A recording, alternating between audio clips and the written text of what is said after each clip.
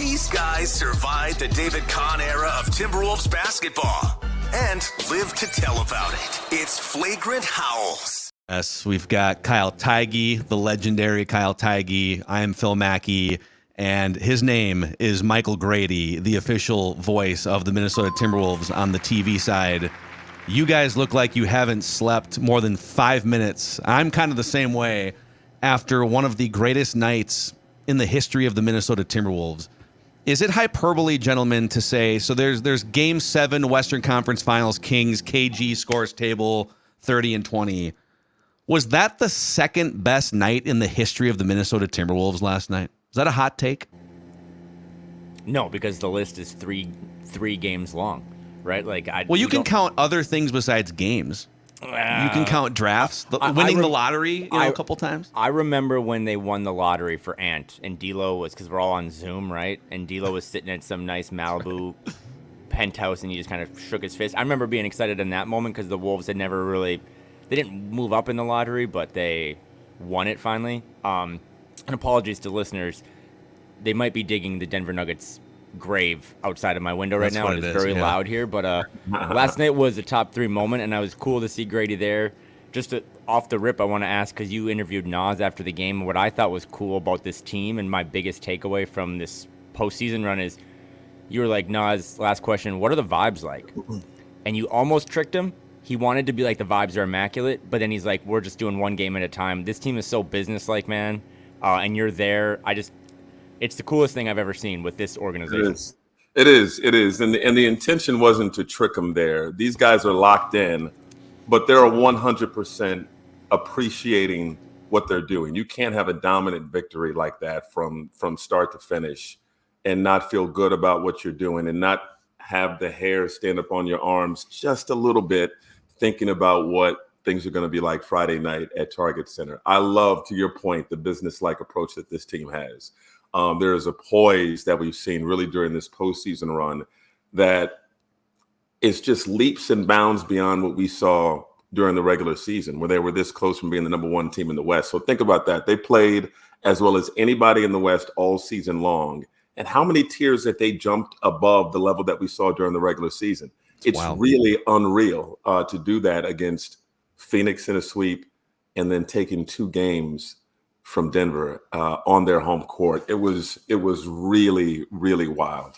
I feel like first of all, it is hard to comprehend and compute for anyone that's watched this team for a number of, I promise it hasn't been like this forever. Grady jumps in and they're just like, they're just going to win championships now, apparently. If you could actually go and help cover the Vikings, the Twins, the Wild, that would be great, Grady. But it's hard to compute it because we don't have any reference points for them doing this really ever except for 2004 in the middle of May. But to your point, they're playing a level better than they were in the regular season, and we're trying to figure out, okay, should we just get excited for a potential sweep of Denver, or is there another shoe that's going to drop? We wouldn't even know how to deal with this, I guess. Yeah, you just have to embrace every one of these moments. You have to embrace all these, the play-in, all the folks making fun of this celebration there with winning a play-in game. Screw all those folks. For those who can remember 2004 and that run to the Western Conference Finals, if you had told everyone to a man, you're not going to see this potentially for another 20 years, would you have stayed out a little bit later enjoying it? Would you have had some more fun with your friends talking about every last one of those victories in the first round and the second round and then pushing things to the limit?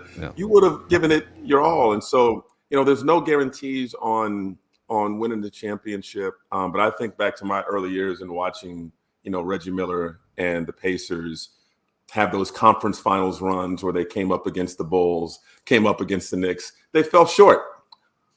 But I cherish those memories so much and those little celebrations along the way so much.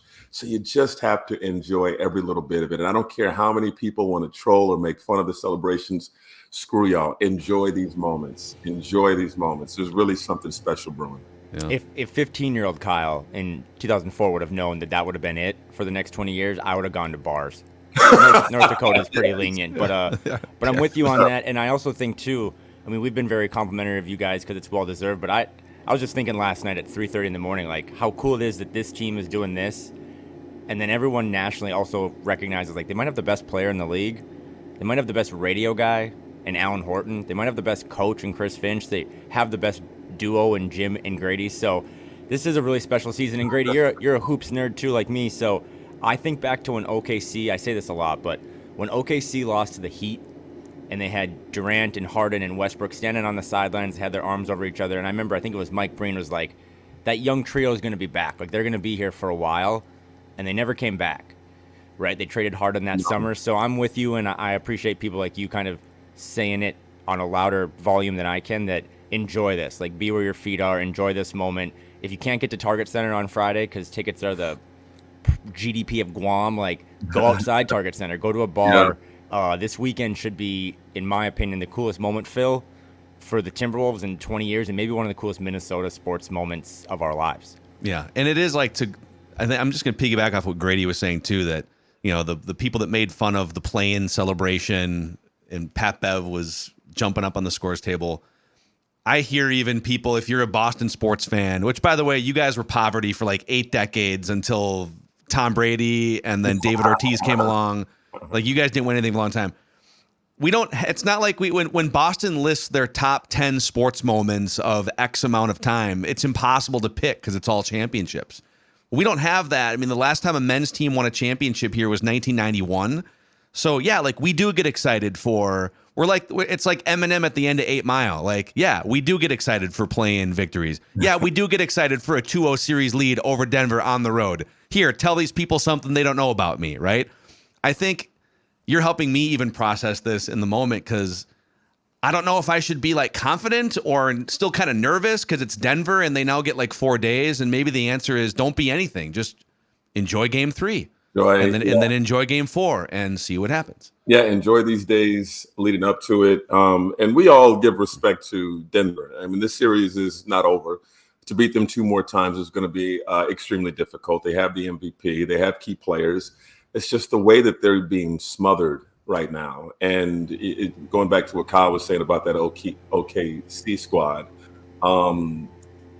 you have to battle, you have to compete in every game if you're Minnesota, as if this might be your only opportunity.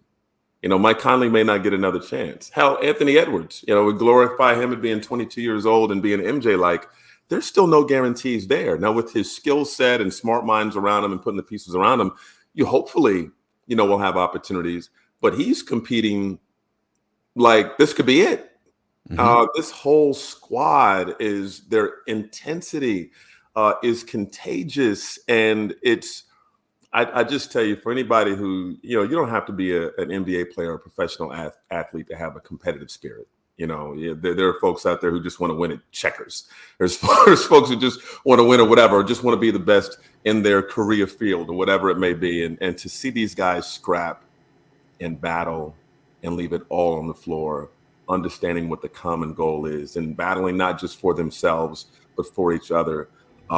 It's just, again, I used the word glorious yesterday. It's just really glorious to watch. Real quick, can I just, and Kyle, feed off this if you want to, but to what Grady just said, the intensity and they're playing like this is it. This might be the only chance that we get, even though Anthony Edwards is only 22 years old. When you watch any NBA game, even the worst defenses in the league, if there's only 1 possession left in the game and it's a tie game, you need this defensive possession to win the game or extend it. Like, most teams play hair on fire defense for those last 10 seconds. The Timberwolves play hair on fire last possession of the game defense for 48 minutes across 6 playoff games so far. You weren't getting it at that level for 82 games over 6 months because it's human nature, it's the NBA. But they're like, it could be a random possession with 10 minutes left in the second quarter, and if you didn't see what the score was or what time of the game, if you were just plopped down, it's like that possession that drove Jamal Murray to throw things on the court later on. Like, he gets full court press picked up by both Nickeil Alexander-Walker and Jaden McDaniels. And then he gets like trapped in the half court, starts spazzing out. He's like put in basketball jail. You would say, well, that feels like an end of game. Like, we have to have this possession defensive stand, but they're doing it for 48 minutes across every playoff game so far. watching it in the moment, I went from like standing up and being in a defensive stance, and this just kind of tells you how much of a softie I am. But then I transitioned quickly into realizing that Jamal Murray was in hell, like he was at Azkaban, and I thought like the Simpsons meme where they're like, "Hey, stop it, he's already dead." Like, stop, that's what it felt like. I mean, you don't see what was that the second quarter? They forced the Denver Nuggets, the most well-oiled machine, into 3 shot clock violations. It's incredible. And back to Grady's point too, it's not that they're winning or that they're doing this, it's how they're winning. Like, this isn't shooting variance. This isn't the Minnesota market getting a good whistle. They didn't get a good whistle last night. There was a lot of technical fouls that they left in the arena. They fouled more than Denver. Mike Malone was begging for, like, literally, like, give me a technical to fire up my team. Nope. And that's what makes it so cool, is like they're doing it in a way that, back to the Eminem analogy, like they know what this fan base has gone through, and they're just walking into people's houses, sidestepping the Ring doorbell, and just taking things and being like, this is our house now. And I asked it to Ant after Phoenix, and I was asked last night again. Anthony Edwards is 22 getting MVP chants in other people's buildings, including the guy who's going to win his 3rd MVP in 3 days from now. Like, that's nasty. There's a quote, I think it's from Charles Barkley, that I love, that really embodies this Timberwolves squad, and it's that you can't wait for your opponent to die, you have to kill him. Mm-hmm. And when I watched Nickeil Alexander-Walker pick up Jamal Murray full court up 30, I was like, dang. Yeah. This is mad disrespectful. And think about the meltdowns we've seen. I remember at the Phoenix series, because I go back with Frank Vogel, back to our Indiana days. There were stretches in one of those games where I have never seen him that hot before. He was having he was jumping up and down wildly on the sideline. There was a media interview where Bradley Beal was saying that Ant is picking him up full court and is causing some issues. The fact that he acknowledged that publicly to the media let me know he's done. Mm-hmm. And then, again, as you mentioned, the defending champions, Mike Malone jumping out on the court, losing his mind. Jamal Murray throwing a towel and then a heat pack. It reminds me of a story of Tim Capstraw, who is the color commentator for the Brooklyn Nets radio. He told me the story back from his coaching days. His team was getting slaughtered one night. And so he was like, to hell with this. I'm going to maybe try to ignite a fire and just spaz out and get thrown out of this game. So he runs out on the court. He's throwing a temper tantrum. He's in the official's face. He's getting aggressive, cursing up a storm. And the ref looks at him and says, if I have to watch your sorry team, you do too. Go back to the bench. That's the punishment. that's the Jamal Murray punishment should be, hey, we know that you did the money sign to the official, a towel, and a heating pack, and you're expected to be fined $100,000 and sit for Game 3. But your punishment is you have to play in Target Center for Game 3. Yes. Well, what does that say? These guys know exactly what they're doing. Mike Malone knew that he can get it in Mark Davis's face the way that he did, that there was a chance he would get thrown out of the game. Not just the tech. When you get in the official's grill like that, you get tossed from the game. Yeah. He knew that as he got heated in that moment. Jamal Murray throwing a towel, okay, and then following up with the heat pack, you know by those actions that you could get tossed from the game. Those guys were done. Yeah, they were done. It reminded me quickly of just like, again, I'm with Grady that you still have to beat the champs a couple more rounds and like TKO it before I'm willing to totally celebrate. But it kind of gave shades last night of when that Lakers team lost to the Mavs and like Bynum got ejected. Like you started to see a team.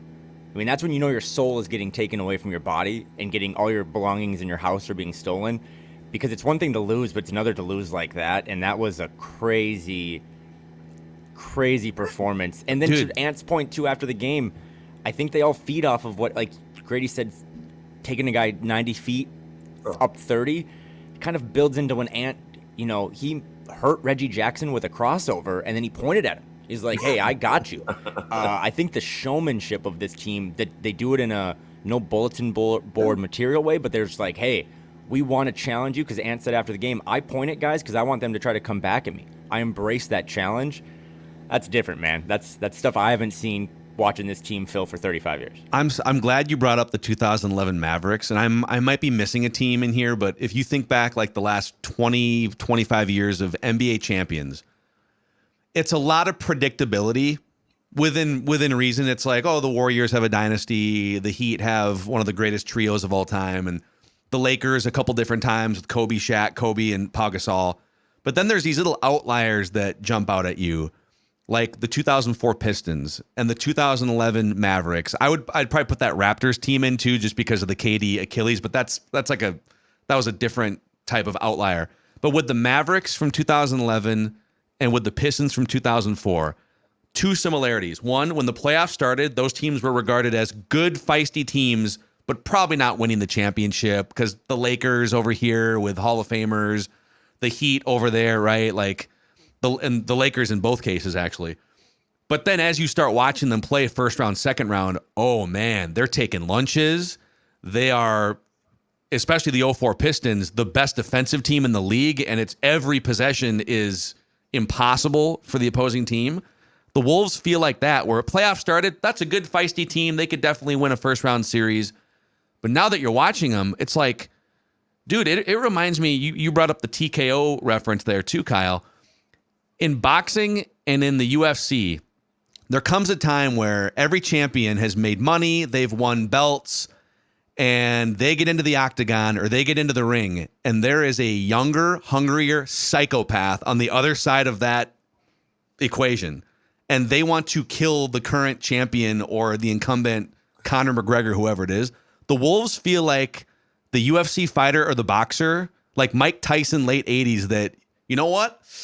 I don't want to go 10 rounds with this team. It's too much of a pain in the ass, and I'd rather just go home and enjoy my championship I won a couple years ago. That's what it feels like to me. Yeah, they're developing this intensity about them that's intimidating for opponents. The way that they suffocate you defensively, and I love using I'm a big boxing guy, and I love using that reference because when you see big time prize fights and a champion is taking on a contender, very rarely will a contender win by decision. Oh. Very rarely. Now, I don't have the numbers to back that up. Just off the eyeball test, rarely are they going to win on a decision. You're going to have to knock them out. If you want to be the champ and you want to beat the champ, you're probably going to have to knock them out. And that's the type of presence that we're seeing from this Minnesota squad. They're looking at the defending champ right in the face, and they are throwing haymakers. They're throwing body shots. And I mean, it's almost symbolic. I know we still have 2 games to go, that Jamal Murray threw a towel last night. That's the way that they're getting punched. Right. Throw the damn towel. Exactly. Exactly. So we have the opportunity, Phil, to have Grady on, which is cool for me as a fan. And Michael Grady, real talk, is like the Anthony Edwards now of the broadcasting game. Again, I joked with you, but like all of a sudden I tuned into a San Diego State football game during college football season, and there's Grady talking on CBS Sports. I was like, what's going on? So I could ask you really smart basketball questions, or I could just simply say, man, like, what are your vibes like? I mean, you're still around this team as close as ever. You go to all these practices and shoot-arounds, and you're with these guys. Yeah. Is this the most fun you've ever had doing this? Yes, because you guys know from your careers the work that you put in, and there are a lot of folks who watch and who put a lot into what they do and they love and what their passions are. And I, even from a broadcasting standpoint, I have a competitive edge to me. I want to attack my preparation. I want to insert things into a broadcast. I want to be as good as I can possibly be. And to watch this team take on the personality of this community, battle for each other, battle for themselves individually, and compete the way that they're competing. It's just the puzzle pieces are fitting. And it's just so fun to watch guys who I've seen so many teams where they just had the talent, but they just didn't want to go to that other gear. They didn't want to take that extra step. They weren't picking up full court. They weren't hustling on closeouts, contesting everything, hustling for 50-50 balls, battling on the boards.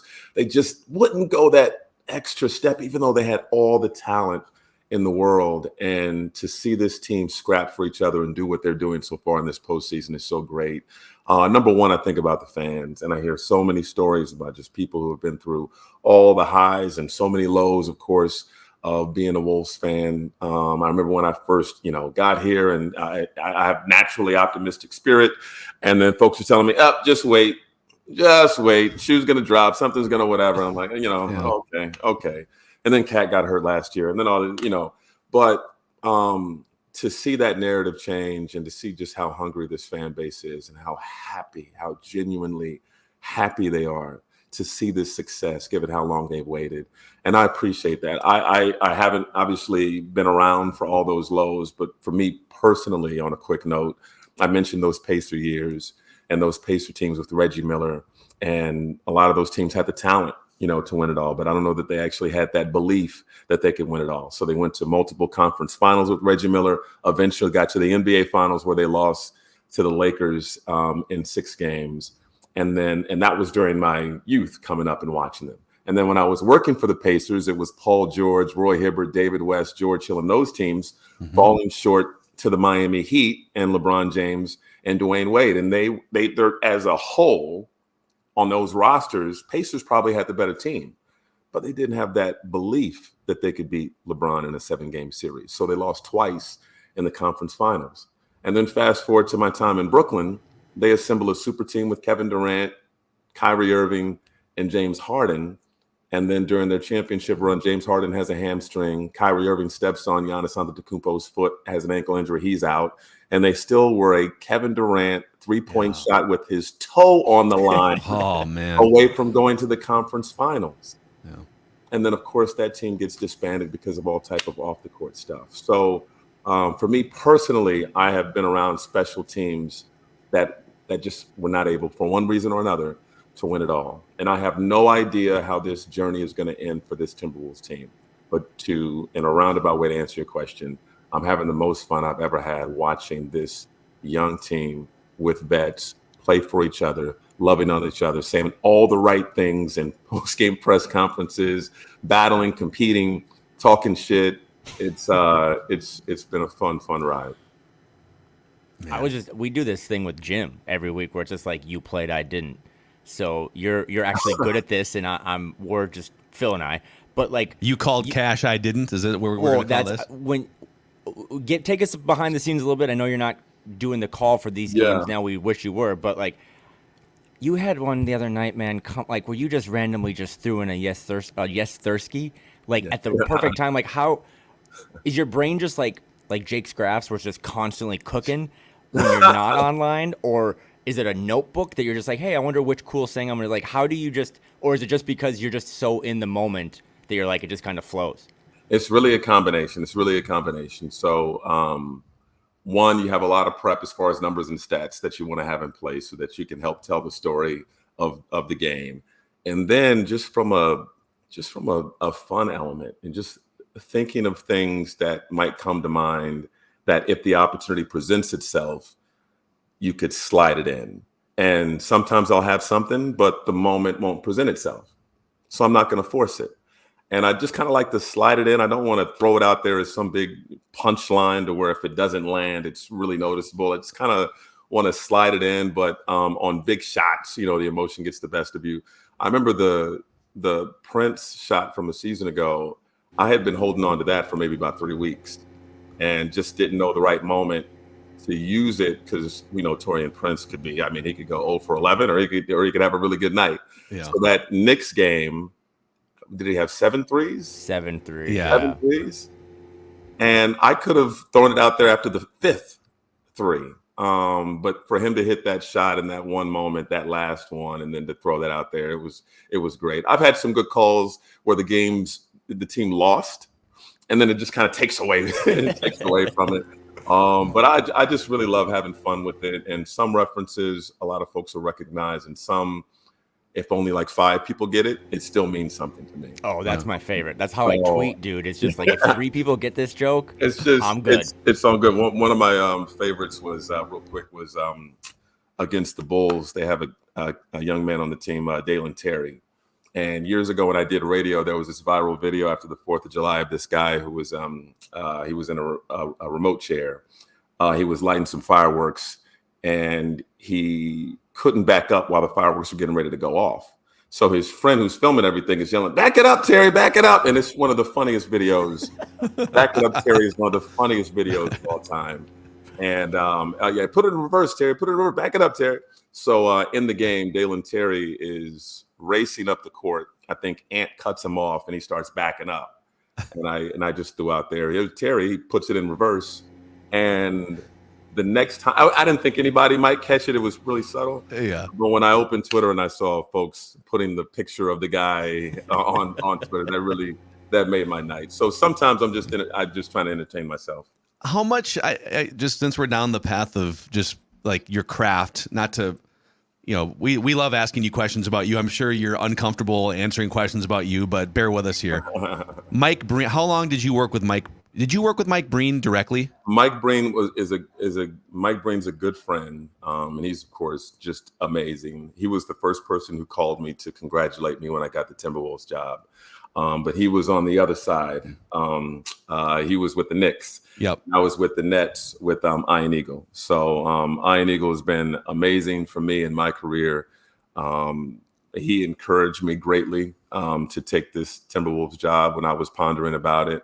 And so he's played a big role in me, and I've learned a lot from watching him and talking to him. I guess my question off that is he has my favorite stamp call, and he reserves the bang for certain situations. Yes. And the double bang for like Steph Curry against the Thunder half court shot, or I think he did one. It was because the MSG crew called the first round, and it was the chaotic sequence where the Knicks hit that shot, like, they steal the ball, and it was the bang, bang, like the double bang. My question is, how much do you or top play-by-play guys in general think about or obsess over needing that signature stamp? So I bring a list just to exercise my brain. I have a list that I bring with me of different ways to say different calls, different ways to say a made basket, different ways to say a missed shot, different ways to say a dribble move or a pass or different things like that. And so I was just kind of throwing different things in. And then I just started hearing that people really liked Cash. Yeah. And so I was like, oh, okay. I'll listen to the people on this one. I like it too. That's great. So I started kind of saving it. I didn't want to, waste it in first quarters unless the team is on a crazy run. When Karl Anthony Towns had that, his 62-point game. Hell, I threw a boom shakalaka in there. I went on with the NBA Jam for that one. But I definitely save Cash for big moments. I like using boom too. And that's the kind of a tip of my cap to Slick Leonard, who was the color commentator for the Pacers back in the day, who would say boom baby. And so so I can't steal boom baby, but I like saying boom after calls also. So between those two, if there's a big moment, those are the ones that I like to throw in there that even as I do national games, I'll kind of reserve those. It's hard. You can't beat bang or a Kevin Harlan good, or Kevin Harlan's got so many. Well, that was symbolic last night too. I mean, some of the games, because he was the first recognizable voice and face of Timberwolves TV, and it was kind of crazy because Gus Johnson. There was an era where it was like Gus Johnson, Kevin Harlan, Sean Grady came in for a minute before he went to Boston. Some major names came through, amazing. But for Kevin Harlan, I mean, they literally would just be. In the mid-'90s, it'd be like J.R. Ryder and these ragtag teams, and they'd have to entertain the audience for 2.5 hours during these dark years, and he would just say things like, Sam I am, green eggs and ham. He would just make stuff up. Googly, oogly, oogly, baby, for Tom Gugliotta. But for him to come from like trying to find ways to make mid-'90s Wolves games fun to now calling these games right now against the defending champions, there's something really cool, full circle, and symbolic about that too. No question about it. And the nicest guy, I finally had an opportunity to chat with him ahead of game one. Amazingly, I hadn't had a chance before, but he was super complimentary, and I just gave him his flowers because he's been an inspiration for me. I think sometimes we lose sight that it's a game, and Kevin, when you listen to Kevin Harlan, he's having fun. Yeah. I hope when folks listen to Jim and I on the broadcast, they feel like we're having fun. And I hope that adds to the entertainment value. And there's nobody better at that than Kevin Harlan. Iron Eagle sounds like he's having a ball. And so those guys set the standard, no question about it. Well, no pun intended here, but my 2 cents is that Cash is as good. And Phil knows this because I said it on a pod, but it was sometime in February when this thing started humming again. And at that time, let's all call a spade. Like, I was like, man, a first-round playoff series win would be pretty cool, right? Like, expectations. But I'm pretty sure I said on a pod, Phil, that if the Wolves won the title, I'd get a cash tattoo. A lot of things have been said on this podcast. Yeah, so that was reminded. We never thought we'd have to confront my again. My wife brought that up the other day. She's like, so the Wolves are good? And I was like, yeah. And she's like, so that tattoo? I was like, oh, yeah. But I know we want to respect Grady's time, but you said something earlier, like, you have in the 2 short years here embraced the community. I hope that we as a fan base have embraced you. I mean, you've done a polar plunge now, so like you're one of us. But you use, this is big for me as a longtime nerd, you use soda, and a lot of people haven't used soda since, I don't know, this 6'11" guy that some people might know used soda. That means a lot to me. It's not really a question here. That just means a lot to me. And also, too, this might be a question. If you could do anything, you are a very powerful man, to maybe get that original guy that said soda back in the building, that would be great for us. Thank you. I would do everything that I can. And that's who I picked it up from. It's funny. I think I said many in a tweet, like in my first week here or something like that. And somebody was like, oh, we don't say many. Oh, okay. Dude. I won't say. I guess I won't say. Screw it. Say whatever you want. That's not how we do things here. But I liked soda. I heard I was with Mark Spears and with him during a conversation with Kevin Garnett, and he just, the way he said soda, I was like, oh, I like that. That pops. And so yeah, I just wanted to incorporate that as much as I could. But I like saying that. I like it. I think it's I appreciate that you appreciate that. And Kevin Garnett, if we can do everything within our power, I would love to see him this weekend.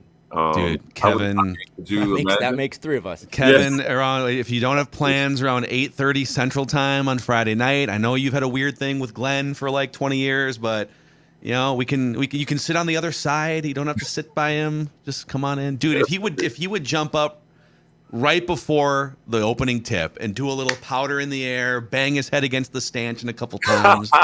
Oh my God, that place. He's just up there like Sting in wrestling.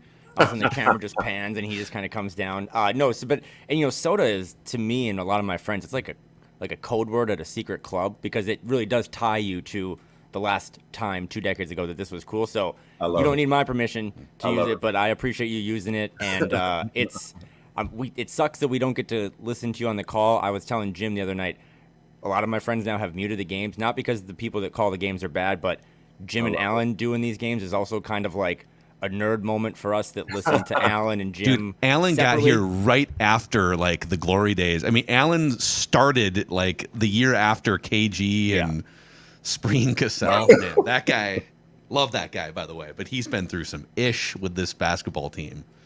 So Alan's terrific. They're terrific. So your same thing, right? Moving forward, Game 3 Friday, you're going to be doing interviews and TV stuff and just entertaining us the best way you can. I'm definitely not going to have a voice. I don't know what kind of voice I'll have, but I'll be in the crowd. I'll be there cheering and excited, and just, again, as thrilled as everybody else that they have an amazing opportunity. We'll see who'll be suiting up for the Nuggets that game, but no matter who suits up, they should be taking care of business. Yeah.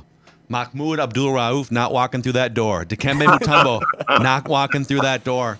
Sorry. Great. Rafe LaFrance not walking through that door. Michael Grady, great stuff, dude. Thank you, sir. Appreciate you guys. Grady's going to be hanging out with us weekly throughout the end of this postseason run, which hopefully lasts at least another month. So yes, indeed. We'll see. Michael Grady, man, thank you. Here on Flagrant Howls. Hey, before we go, Kyle, just any other final thoughts? Like, I know that I'll get killed for this by people that don't like me, but it's just kind of like, man, that's Michael Grady. Like, he's awesome. He's incredible, man. It does kind of, I'm just in my feelings today off these 90 minutes of sleep, but it does, I really do think this, man, like, Score is all about this and about the fans, and I've always been about the fans. It does kind of make you think that, like, hard work pays off, or you got to kind of go through stuff to really get, like, not to get like, Timberwolves fans deserve this so much. They have the best of everything right now. They might have the best player, coach, color commentary guy, like, everything, and it's why we're trying to do so many live shows. That's why Flagrant Howls is doing daily pods. This is the best moment for me, no hyperbole, as a Minnesota sports fan. I'm a big Vikings guy, but this to see where everything has come from and all those Yeah. guys you just listed and all those rosters of the past where, they start Anthony Edwards at shooting guard now. It used to be Luke Ridnour. And no offense to Luke, but like this is Didn't know special Luke team. Ridnour was going to take a drive-by at the end of this my bad, episode Luke. here, but Kyle's got you covered. This is a cool moment, and last night was awesome. I thought you and Judd just hit the nail on the head doing the post-game stuff. So I don't know. I am kind of running out of words, which is probably going to get me canned as a podcaster, but I am so Well, happy. you better find some more because they're not even halfway through the playoffs yet. Oh, That's my the thing. God. It's like I'm trying to just like from a fan perspective and just like, hey, we're in this for the long haul, man. Like Flagrant Howls and Score North. There's a lot of games left here. That's what's crazy. Are they like peaking now and they're gonna? But you said something 30 minutes ago at the beginning of this episode. They're not just winning games because they're on a shooting heater. They're not even on a shooting heater. Like it would be one thing if, my God, Jaden McDaniels knocked down 7 threes and Ant went 8 for 12 from 3 and they just barraged you with 20 made 3-pointers. They're barraging you with something that's very repeatable, which is high-end defense, athletic ability, communication, rotation. Can we real quick, actually, since we're giving out all these flowers here, Karl Anthony Towns, man, that guy has been, and Kyle's been so hard on him. I've never wavered personally, not once, but he has been a revelation in these playoffs. And the way that he answered a question last night too, I think Dane might have thrown the question out about, just the 2-0 lead and the way everyone's playing and going back to Target Center. And Karl's answer was, I'm summarizing it here. You can go back and find the clip somewhere on either the Wolves website or Wolves Twitter. And he said, listen, like, we're very excited about what's happened so far, but we have an appreciation and a respect humbly for the other team on the other side here. It's like the most controlled, emotionless, in a good way, emotionless demeanor that I've seen from him in any of these playoffs, going back to when he was young in 2018. This is the first time he has strung together 3 straight 20-point playoff performances. He's just knocking down huge shots. He's staying in the moment. Largely staying on the court, a couple little foul trouble things here and there, but this is the most like complete version of Cat on the court and mentally that we have ever seen, and he deserves his flowers through the first 6 postseason games. Major credit. He was the best center on the floor last night. He was. And his counterpart was Nikola Jokic. So I'm happy for him too. I can't count my chickens until they hatch or Glenn Taylor kills them, but I just can't get there yet and celebrate this. But in the back of my mind, there's a thought, because I think back to when the Wolves had this former big 3, I guess, of Jimmy Butler, Karl Anthony Towns, and Andrew Wiggins. And Andrew Wiggins got a ring before either of those other 2 guys. And if Karl Anthony Towns gets to the finals or gets a ring before Jimmy Butler, oh man, Hennepin County Jail, open up a room, because I'm going to get fully arrested for something, because I am so happy for Guy. And everyone that covers this team has had criticisms of him because he's been here the longest, and I think he gets some of that too, but it is nothing but praise now for a guy who, sentimentally as a fan, like, has embraced the history of this franchise, is rocking Spreewell retro jerseys, right? Like, he is so active on eBay and all these websites finding old Wolves merch. Like, he epitomizes kind of what it's like to be a Timberwolves fan and embrace everything. So I'm just so happy for him. And new Wolves merch, by the way, flashing on your screen right now. There we It's go. scorenorth.com/shop. Scorenorth.com/shop for your new Wolves-related Flagrant Howls merch.